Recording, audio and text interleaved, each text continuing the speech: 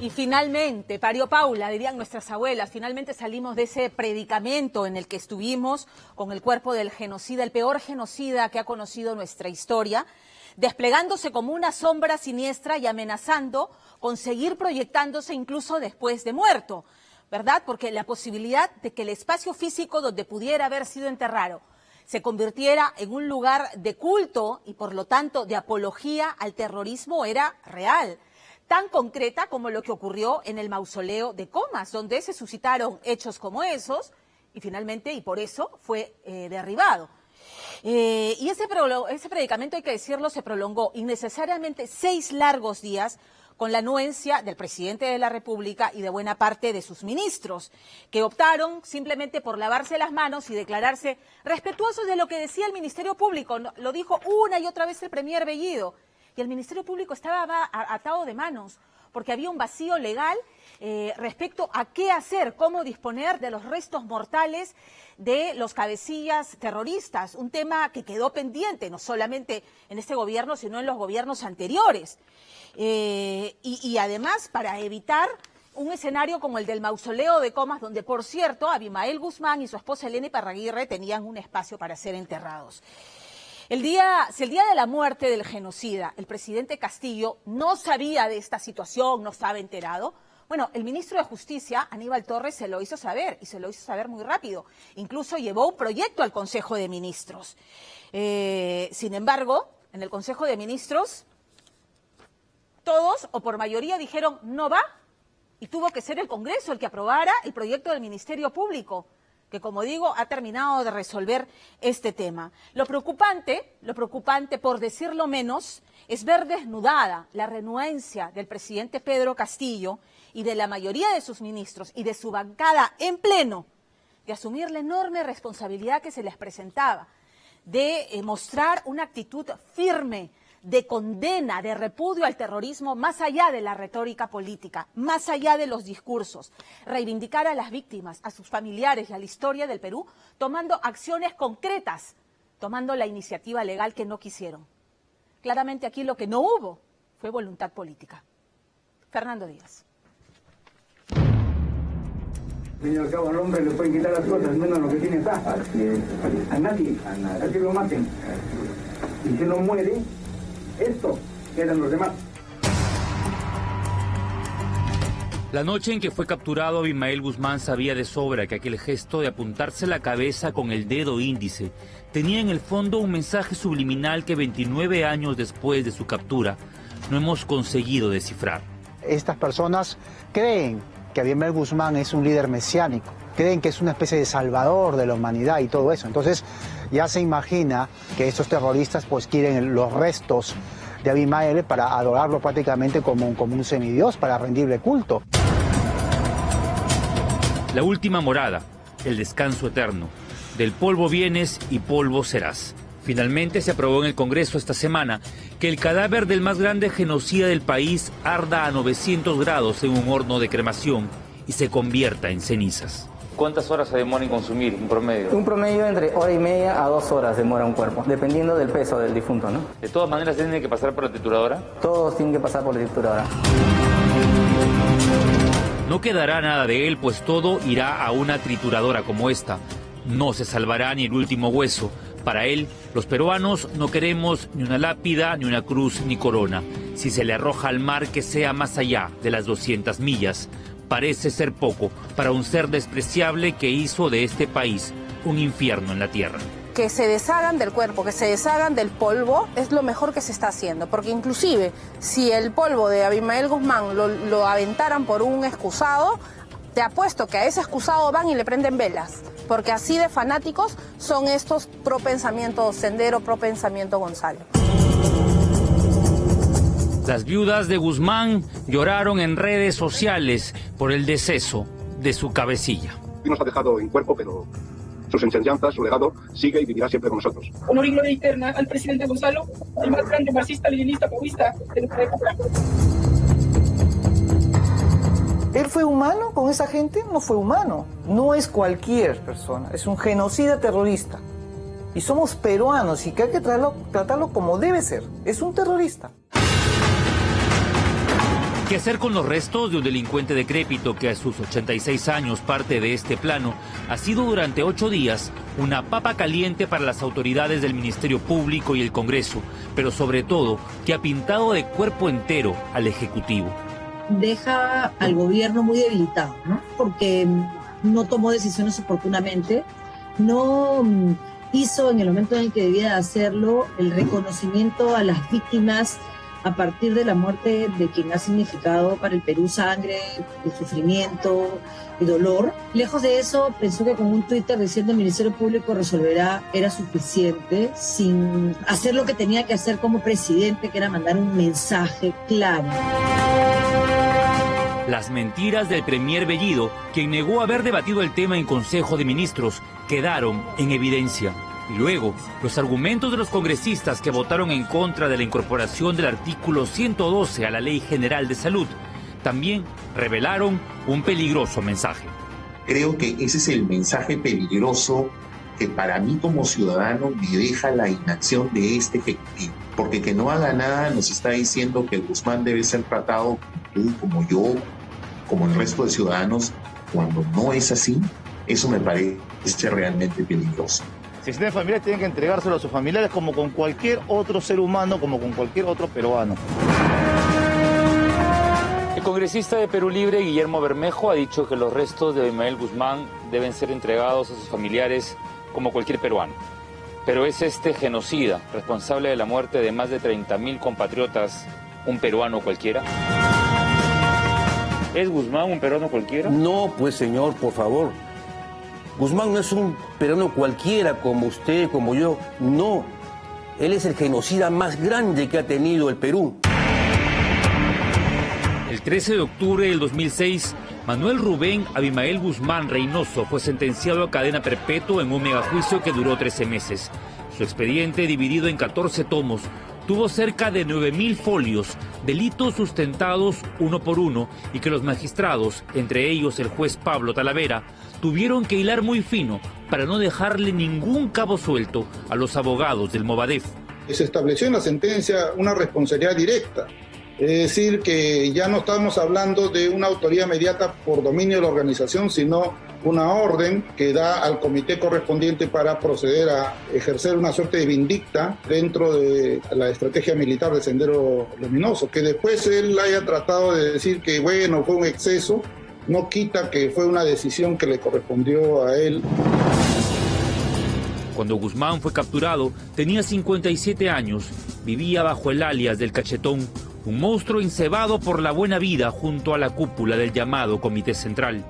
Malo, porque él decía de luchar contra la igualdad de todos, y es mentira. Él vivía bien, comía bien, tenía sus medicamentos, tenía todo lo que tenía, y tenía todas sus mujeres que estaban alrededor. Endiosado estaba. No había igualdad. Él gozó bien, comió bien, mientras que su pueblo mataba por él. Cuando los peritos de criminalística ingresaron al tópico de la base naval del Callao, se encontraron con el Teatro de la Muerte. La imagen difundida en el semanario de Hildebrand permiten ver el cadáver esmirriado de un asesino cuyas últimas palabras fueron "me siento cansado". Toda muerte sospechosa de criminalidad va a la morgue. Y toda muerte en centros de reclusión, asilos, también van a la morgue. Lo único que quieren es tenerlos, desaparecerlos de la faz de la tierra y que no quede ni siquiera un gramo de su cuerpo. Y eso se llama homicidio, asesinato y genocidio. Honor y gloria a mi esposo. Enterada de su muerte, la sanguinaria y desafiante camarada Miriam vociferaba en el teléfono. El contenido del mensaje le costó a Elena Iparraguirre el traslado al penal de Máxima en Chorrillos, no sin antes encomendarle la tarea de reclamar con poder simple los restos a su ex compañera Iris Quiñones Colchado, de cabellos de plata, pero con el alma negra. Berta no lo dudó un instante. Berta fue la que asesinó a Manuel Tumba Ortega, el coronel de la DIRCOTE, que fue el que se atrevió a poner un traje a rayas a Abimael Guzmán para la presentación a los medios internacionales tras su captura. Hoy el abogado de Abimael denuncia que el terrorista habría sido asesinado y exige que Elena Iparraguirre realice el reconocimiento del cadáver en un claro intento de evitar a toda costa que se le incinere. Pero el poder debía estar notariado y culminar el trámite en menos de 36 horas. O lo contrario, el cuerpo de Abimael podría ser enviado a una fosa común. Cuando es un cadáver NN o cuando nadie lo reclama, en la morgue central de Lima antiguamente pasaba a la fosa común, pero posteriormente se ingresaba a los nichos de la beneficencia pública por un tiempo para después ser degradado. El Poder Judicial del Callao declaró inadmisible el pedido de Elena Iparraguirre, frenando así cualquier intento de convertir su tumba en un lugar de peregrinaje. Por un lado, toda persona tiene derecho a enterrar a sus familiares, pero por otro lado están los derechos de toda la colectividad peruana a la paz y tranquilidad, y concretamente los derechos de las víctimas a no ser revictimizadas. Mientras Pedro Castillo bailaba y cantaba en Cajamarca, el Procurador General del Estado, Daniel Soria, interponía una demanda de amparo exigiendo que un juez ordene al Ministerio Público la cremación y el traslado de las cenizas a un lugar común y desconocido. Así como en los cementerios hay fosas comunes, donde se depositan cadáveres de personas no identificadas, también existen cinerarios comunes, donde se depositan cenizas de personas no identificadas. Y pidiéndole también al juez que a la hora de realizar esta última parte se haga con la estricta reserva del caso. Y hay un punto que los senderistas van a querer una tumba para Abimael Guzmán, para que este sea un centro de peregrinaje, un centro de culto, es decir, prácticamente con la misma dimensión de lo que era el mausoleo terrorista de Comas. El Movadef siempre estuvo detrás de la construcción de un mausoleo para albergar ahí los cuerpos de los terroristas. Estos son los escombros de lo que alguna vez fue este monumento al terror, donde ya habían aproximadamente 8 terroristas fallecidos en el frontón en 1986. Gracias a un fallo del Tribunal Constitucional se pudo finalmente derribar toda esta estructura. La policía tenía información de que aquí estaba destinada la tumba de Elena Iparraguirre y Abimael Guzmán. El Movadef siempre pensó en rendirle culto a Guzmán en este mausoleo, tal como lo hicieron con otros terroristas.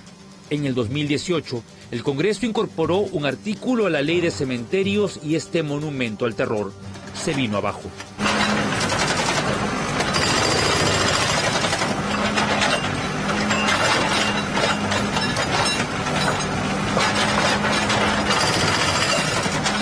Hay una sola cosa que los peruanos no deberíamos de tener posiciones distintas, y es que al terrorismo no se le cede un centímetro. Y yo creo que lo que ha hecho el gobierno ha terminado, digamos, es una suma, ¿no? Porque ya Suter le había dicho, oye, nosotros te pusimos donde estás y tú has reconocido un sindicato al que después le vas a querer dar espacio como sindicato minoritario, no te lo vamos a permitir, ¿no? O sea, hay una serie de hechos que se van dando y que demuestran que la base social que lo respaldó por la razón que fuera ha comenzado a darse cuenta que el riesgo es muy grande.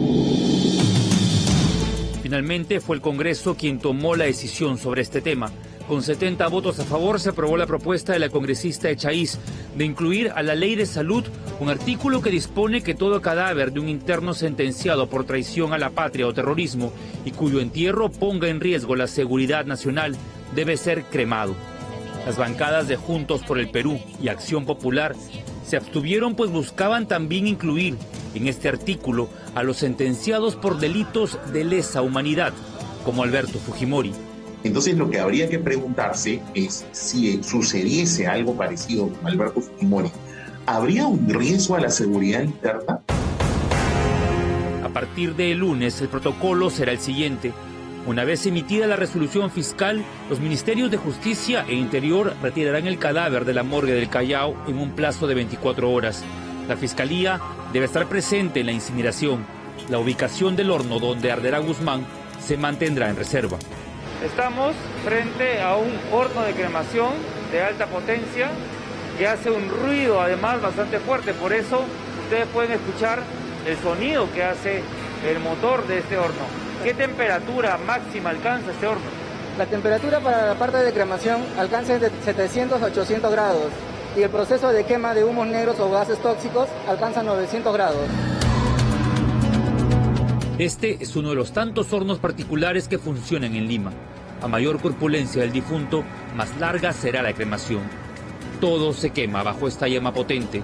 Solo se salvan las prótesis de metal si es que el fallecido las tuviera. Una vez terminado el proceso de cremación, se retiran todos los restos óseos que han quedado, lo vaciamos en una bandeja, que es en esta bandeja, para luego llevarlo al punto de triturado, que es este punto que es parecido a una licuadora.